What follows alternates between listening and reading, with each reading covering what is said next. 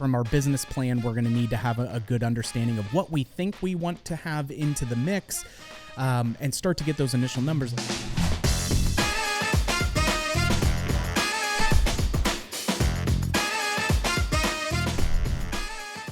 Hi, I'm Russ. And I'm Danny.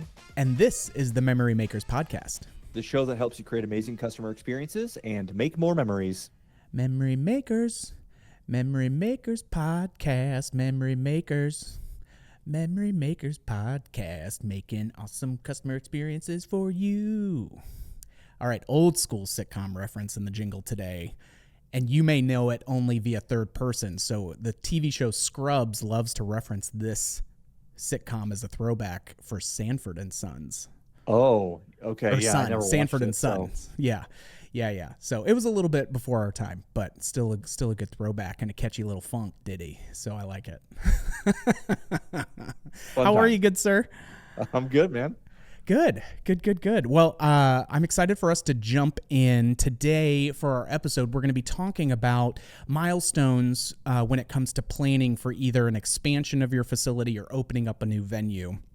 And we had done a blog article on this a while back, but it's something that we continually get a lot of questions about, and folks kind of looking at, hey, I'm going to start going down this path, and what are some of the key people that I need to meet, and who do I need to talk to, and how do I start to deconstruct this spring roll or start to take a bite out of this elephant one at a time.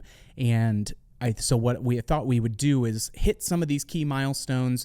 If there's some significant differences between an expansion or a new venue, highlight some of those, as well as reinforce what, hey, these are some people that you want to talk to at this stage, or these are some things that you want to consider as you're going through it to make sure that you're kind of leaving yourself room for graceful disruption when it comes to unanticipated curveballs, or how do we just put our best foot forward and really set ourselves up for success. So let's jump right in with the first milestone, which is demographic and feasibility research. So we have harped on this for a long time, especially for expanding venues. Hey, if we're going to be adding something new, who are we actually trying to attract? What's going to be relevant for them in the experience, and then the nuances of that experience, so that way we're really priming this to resonate with the guests that will be coming in. They'll be more inclined to spend money, but we need to also really be focused on, hey, if I'm a new venue, what do I need to have for this feasibility study? Because it's not just, well, there's nothing really to do in our town, right? Like that may be fine, but there may also be a reason as to why there's not something in the town, because they may not have a large enough population, or you're going to have to know going in that you're going to be pulling from a larger geographic range. What's the disposable income look like? The population trends that folks are seeing with that of, hey, right now we've got a great, really high population for young families. Are those families moving in to your community over time? Are they moving out? What are we trending to over the next 5 years of, hey, if I'm targeting this demographic, are they still going to be there? And over time, am I going to be able to age up with them if I'm targeting like a younger mixed age family group versus an adult venue, where it's, okay, what's their disposable income looking like, and how long are they staying? Are we seeing those folks move in and away because major population employers or what have you may have changes in that market?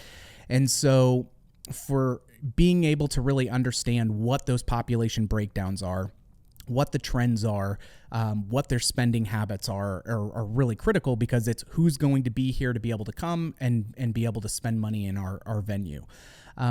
If you're looking at an expansion, obviously it's not going to have to be necessarily as detailed as a full feasibility study. It may, depending on how much you're shaking the Etch-a-Sketch, but you need to really make sure that the key people that you're bringing into this are going to be industry consultants who have experience in actually taking, hey, what's the audit from the county look like for your population, and where do these numbers fall, and how is that translated in a variety of other similar markets and comps? So that way we know, okay, based on what we've seen in these other places, we can convey that to the lender, or just making sure that we're making the right choices of what things we're going to be picking for the overall portfolio. So really having an expert who understands what this is and what we're trying to do, making sure that they don't see anything that's out of pocket that we need to be cognizant of or avoid entirely. And then they'll also be able to start looping in additional experts and things as you get further down the path, as far as, interior designers and other things along those lines. But for this feasibility piece, we need to understand what we're stepping into, what have the trends been up to the point for that population, where is it going in the future, so that way we can make sure that we're able to grow and evolve with our audience over time. And then after that, the next step is writing a business plan, right? We understand our market, we understand the demographics and the age groups and the income and the drive times and all those things. And if that lines up, the next part is to say, okay, well, how can what is my ROI on this business? What are the numbers going to look like? And that's where the business plan comes in. And same with the feasibility study, where if you're doing a new venue, the business plan will be a lot more detailed and robust than if you're doing an expansion, because you've already got a history within the market. You understand your customers, and it's essentially trying to expand that business to either bring in new customers or to keep them in the building longer, increase per caps, increase dwell time, all those different things. And so in this phase, you're going to be working with some of your architects and your vendors to understand, what are my cost estimates based upon all the things that I want to put into this business. How much is it going to cost to design, to construct, to add all the attractions, to get to the point where we can open the doors? What are those costs going to be? And then with all of the individual attractions as well as the overall business, what are my revenue projections going to look like? Mm-hmm. What are some realistic mile markers in the first 6 months, first year, first 2 years, and how does that scale over time? And what do those numbers look like, so that we can understand how to get the proper ROI on the overall business or on the overall expansion? And as you go through that business plan, it may end up dictating which attractions do or do not make sense. Based upon what you're seeing within the market, for the price that the market will bear for what you can charge for, let's say, bowling or go-karts or laser tag or mini golf or food and beverage or anything else. And this will also help you get an understanding of not only what is my return on investment going to be, but what are my space requirements for all those pieces that I want to put in? How much square footage do I actually need to have? And what are the lead times going to be from the moment we get the location and funding, which we'll talk about next, to the moment I can open the door, working backwards?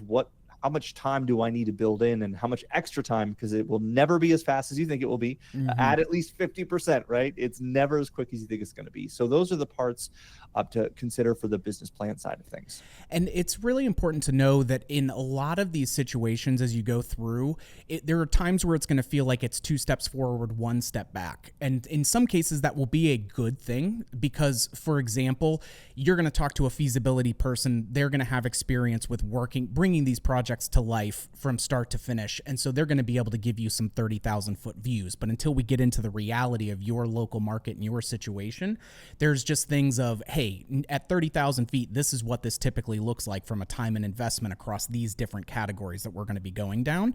But we also need to factor in, okay, once we actually get in there and what our final size is, like, what does that have on staffing implications? And, from our business plan, we're going to need to have a good understanding of what we think we want to have into the mix. And start to get those initial numbers like you talked about, Danny, but then also having hey, how many people is it going to take you to staff this? What are the ongoing kind of market labor rates for where you're at? Because that may force you to do some changes or pivots, or even right sizing certain attractions that you're looking to add into that space. So all of those things where, hey, you'll get some high level information. We'll go down a little ways. We'll deal with reality on reality's terms, take a step back, realign it, and then continue to move forward. So that way that business plan is really dialed in tight, and we've done our due diligence as we're looking to then secure that location and that funding. Now, these 2 portions are typically the most hair-pulling, tedious aspects of what the process can look like. And there's a couple of reasons for that. One, when you're looking at the location itself for new startups looking to find their venue, what's available in the market. Is that in the neighborhood that we want it to be? What are geographical implications of, hey, are people from the south side going to come up? Are we only going to be pulling from the north side? And how does that all start to, have its impact? As well as what are going to be your common area maintenance things and everything else. Like, is the landlord themselves going to be open and willing to work with you in a variety of ways? When we look at the funding, Jerry Marola has put together a great article, and we'll have linked in the description here for you to be able to look through some of that. But again, feasibility studies are really becoming a must-have when it comes to any of this, because the banks need to be able to understand where and how it's working in other markets, as opposed to just doing the old school handshake deals. You're also going to have to look at what kind of personal equity you need to have on hand to have some skin in the game for this. So if you're an existing operator, hey, we've got assets in the business and everything else, but do those already have liens from our original build out? Are we paying for this out of pocket? Or if we're a new build up, typically hey, if you're coming to a deal and you're working through the SBA route, they're still going to want to see that you have 25% of the skin in the game, so that way you can't just, dust your hands and walk away if times get hard. And so whether that's, personal guarantees with your home or other assets or what have you, just depending on what your situation is. But also the bank is going to want to see what kind of cash reserves you're going to have on hand through your first 6 months in case something happens outside of, what's a force majeure piece that could negatively impact the business, and how do we have cash on hand to account so we can weather that storm and keep moving through. And so a lot of that, again, is super important to have these experts that are going to be able to say, these are things that they're going to look for at a minimum. These are nice to haves. These are need to haves, to make sure that we're speaking the love language of the lenders that we're going to.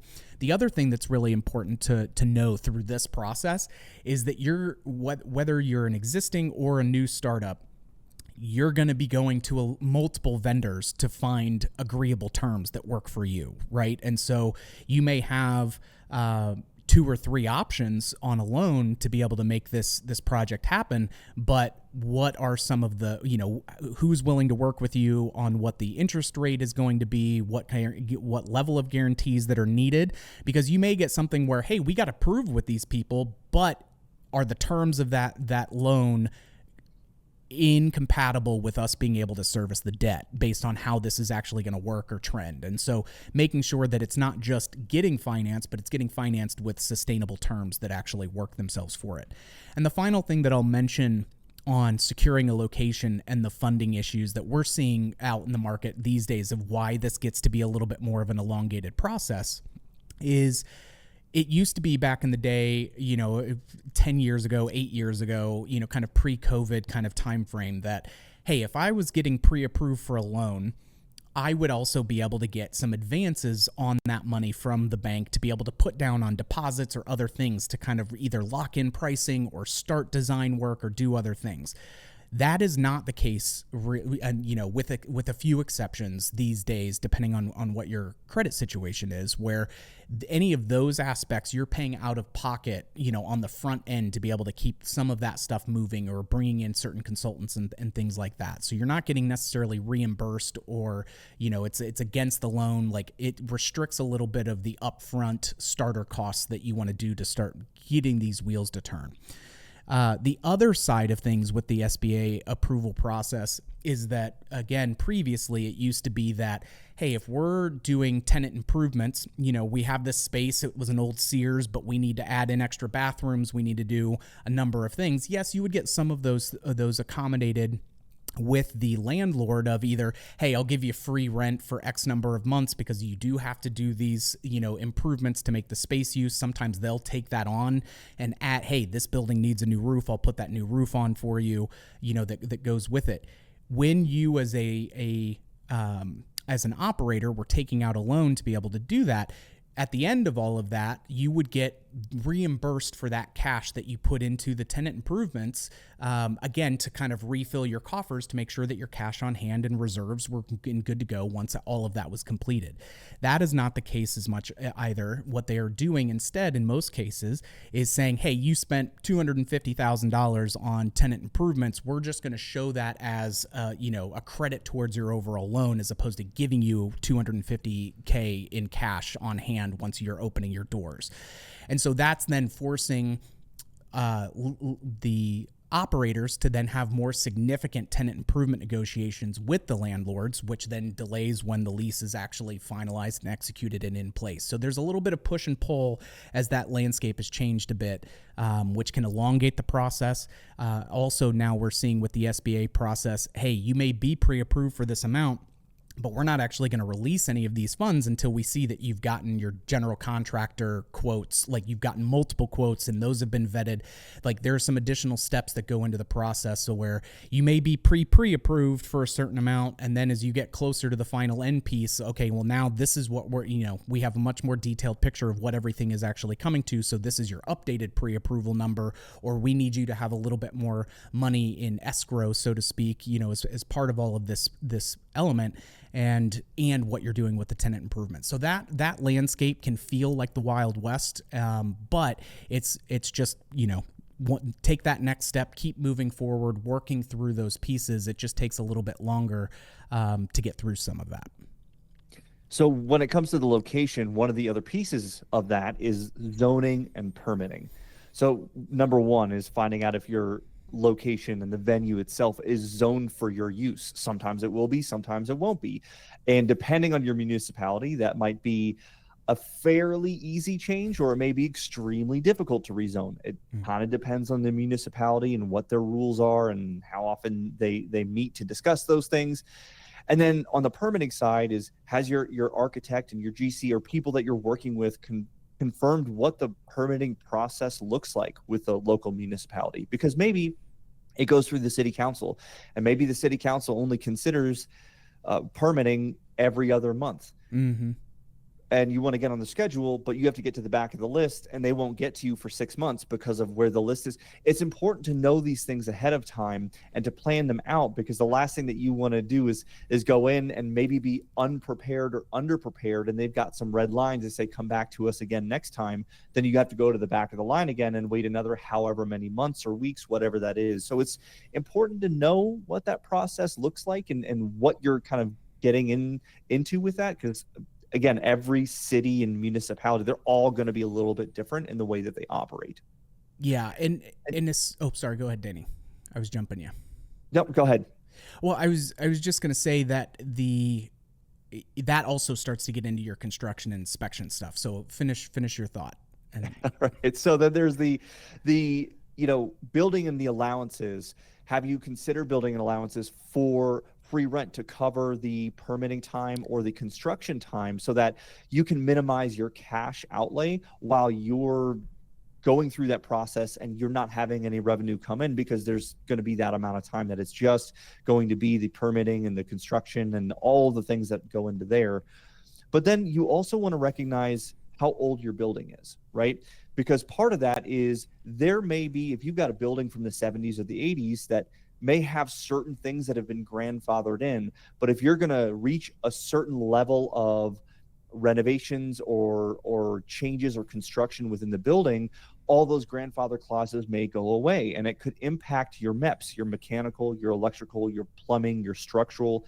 So it's important to understand what is the status of the building, and are there any current allowances that would then go away given the amount of construction that you're going to be putting in. So it's important to ask those questions and have those answers ahead of time, so that you don't run into a situation where you go, oh no, we didn't plan for the fact that this part of the building wasn't sprinklered, and we have to add a sprinkler system to this half of the building, and that's going to cost X thousands of dollars that we didn't even account for in our plan, and now we're going to be going over budget. Things like that, it's important to recognize. Yeah, absolutely. And as you get into the construction, what version, as you mentioned, what version of the International Builders Code is your municipality adhering? What additional restrictions do they have? Because as you get into the construction and the inspection side of things, you also want to make sure, hey, you have somebody come through, it goes through the permitting, you're in construction and a fire marshal or someone else comes through and they're like, what's this about over here? Like, this isn't going to fly. And you're going, well, it was approved. And they're like, I don't care what they told you. I'm telling you it's a no. And so then all of a sudden you get this panic of like, we've done everything that we're supposed to be doing. And now we've got someone coming in and we feel like it's going to jeopardize, timelines, delays, all of this stuff. And so knowing, one, that those things will happen, and so therefore we want to factor in some additional time and budget allowances beyond what the quotes have come in at, because it's like a classic, my wife watches like This Small Town or whatever it is on HGTV, right? And it's like, I've never seen an episode that comes in where it's like, hey, didn't have any issues with a structural, kind of whoops-a-daisy curveball that came up with the building, and we finished on time and on budget. Like, those things just don't happen. So knowing that we need to anticipate some of that is going to be there. But the other thing then is really looking with your vendors and your suppliers of, hey, had a fire marshal come through, they're all of a sudden asking a whole bunch of questions around fire retardant materials that never came up in the permitting process, and things like that. And you want to be able to quickly and professionally be able to assuage those concerns with that fire marshal. So we see this quite a lot with laser tag where, they'll go through and our stuff gets classified as fixtures, furnishings, and equipment. Like 9 times out of 10, there's no issue, except when there is an issue and someone's, we had a client that was been installed for 6 months. The new fire marshal came through and was like, what, you got all this wood in here and these maze components, like how does that work from a fire retardant standpoint? And so then we were able to quickly pull, hey, here are the fire retardant, routes that we take. Here's our process. Here's our documentation. Here are the cut sheets on the materials that we're using. So that way then we can immediately get that in their hand. And then they can see, oh, okay, here not only is this what's done at this location, but here are 4 or 5 other locations either in this market or in the near vicinity that have also done a similar piece, just so that way that you've got a proven case study and kind of not common law, but you've got established precedent inside your market of what has happened and how you go about doing that. But yeah, the big thing that I'll always, tell folks is you're going to have an inspector that comes in every once in a while that is just like a real Rambo. Kill them with kindness. Make sure that you're working with your partners to make sure that you can pull examples and documentation to make sure that you've quickly got that in their hands. So that way then that can get put to bed, relatively fast. So the next part that is kind of a milestone in the process is where you have your vendors and attraction providers do the installations within your space. Now, the big thing that I want to talk about here is a mistake that we commonly see is you're going to get into the construction time and you'll have delays. It is going to happen. You will have construction delays at some point. I've never once seen a project that went from beginning to end with 0 delays. It'll happen. And so there's this desire to say, okay, well, I'm having these delays, but I want to get open as fast as possible. So let me just get these attraction vendors in. Let me get bowling. Let me get laser tag. Let me get all of them in now to try to get ahead. But the problem that comes from that is if you try to bring them in too early, then the attraction, you don't have the correct infrastructure, the correct electrical, the correct low voltage, the correct whatever it might be within that space yet. And the attraction vendor then doesn't have the necessary pieces to do their installation. So they may be able to do part of it, but then it's going to cause issues down the line where you have to bring them back again to fix some things, or you might bring them in and they go, we can't install yet because you haven't done these 3 things. We've got to leave and wait till you are ready for this. And it causes more headaches and more delays down the line. So be mindful. We totally and completely understand as vendors the desire to get open faster. I understand how painful it can be when you've got delays and all you want to do is open your doors so that you can bring guests in, start making money and make some memories for those guests. But if you jump the gun on the vendor installations because of that, it can cause other ripple effects and delays down the line. Just be very mindful of that. And that's one of the things that we try to educate people on throughout the process and let them know of the things that might come up to make sure that doesn't happen to such an extreme degree. Yeah, absolutely. I think the next piece then in that timing of when those attractions are actually getting installed is, are they getting installed at a time where you have started to actually hire staff and train them? Because that way they're there while the installers and trainers are there to actually train.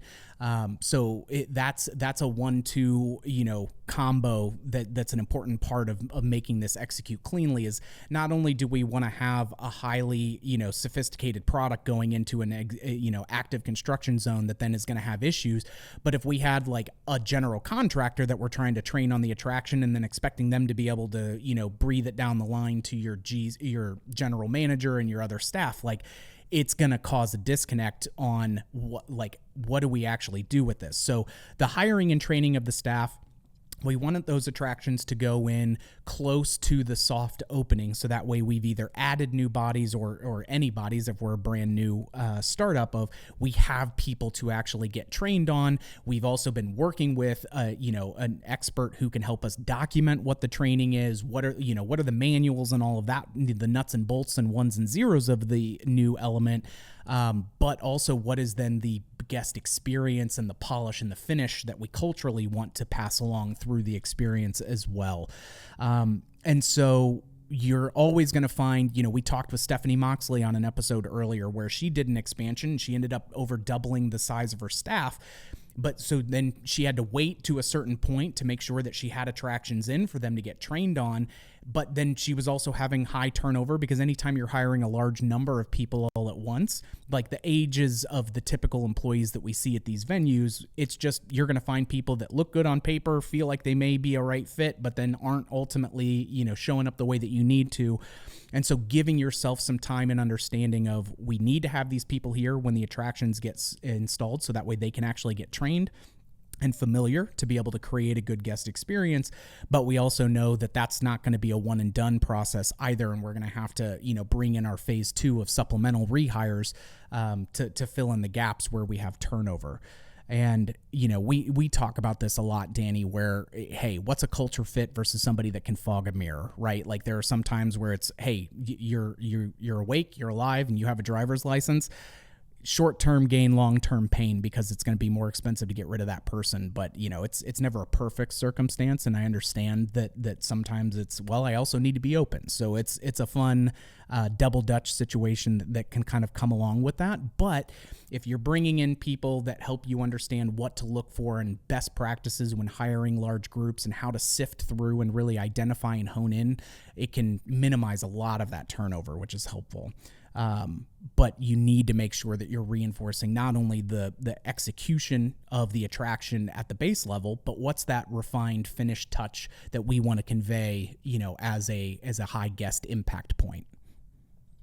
So the last part of, after all these milestones, we're getting to the opening. Now, one of the things we always recommend is don't take party reservations and don't announce a grand opening date until you have your certificate of occupancy in hand and all final inspections have been approved. Because the last thing that you would want to do is take reservations on parties and a bunch of events and then find out, oh no, we've got some sort of issue with the CO or some sort of issue with the inspection, and we've got to make an adjustment, and you won't be able to be open by then, and you can't actually bring those groups in. It becomes a very bad look to have to call them up and say, hey, actually, we won't be open yet, so we need to reschedule your party or reschedule your event or whatever the case may be. So highly recommend you wait until you have that in hand before any of that public stuff goes out. And then when it comes to the soft opening, that's a really crucial time, especially if this is a brand new venue that you're opening up, to be able to simulate busy days, have a friends and family day, have a media day, have these different soft opening days where you can bring people in, simulate a busy Saturday or simulate a busy evening, so you can get some reps in with your staff and with your team, and they can understand what's working well and what's not, and you can kind of iron out some of the really big hiccups at the beginning, so that by the time you get to the grand opening and you have guests coming in on a regular basis, your team doesn't feel shell-shocked about, oh no, what am I supposed to do now? And then on the grand opening side of things is announce that from the rooftops, right? Spread it far and wide, get local news exposure, marketing ramp ups, whatever you can do to bring people in the door and get them excited and create that really great experience. We've got, other episodes that we've done about marketing and things like that. We don't need to dive too far into that, but those are the two pieces: soft and grand opening and your CO and inspection approvals. Yeah. So quick blitz. as we're just hitting back on those key milestones: demographic and feasibility research, writing your business plan, securing your location and your funding, zoning and permitting, construction and inspection, installation, hire and training staff, and then your soft and grand openings. So, all you got to do is that, and then you're done. Hundreds, if not, hundreds of thousands, if not millions of dollars later, boom, that's it. That's all it takes. So that's all it takes. But yeah, having that game plan and that infrastructure and having the right people who are going to be able to arm you to the teeth with good examples and resources and fallback is always going to be worth that investment. I just can't stress enough. Like, those are projects that open faster, that end up earning more profitable, revenue over the lifetime of a center, because it's anticipating a lot of the curveballs that go with it. So with that, I think that we're at a really good spot to wrap up. And so we've got more awesome content coming your guys' way through the weekly episodes. So be sure to come back and check us out for what's coming next. If you like what you heard today, don't forget to subscribe and leave a review. We always appreciate that 5 stars. Please and thank you. If you've got ideas for future episodes, either guests or topics, follow us on social media and send us a DM. And as always, big shout out to Mikey Mike on the 1s and 2s, working the alternate and the microphone echoes for us today. And we appreciate you all, and we'll see you on the next one.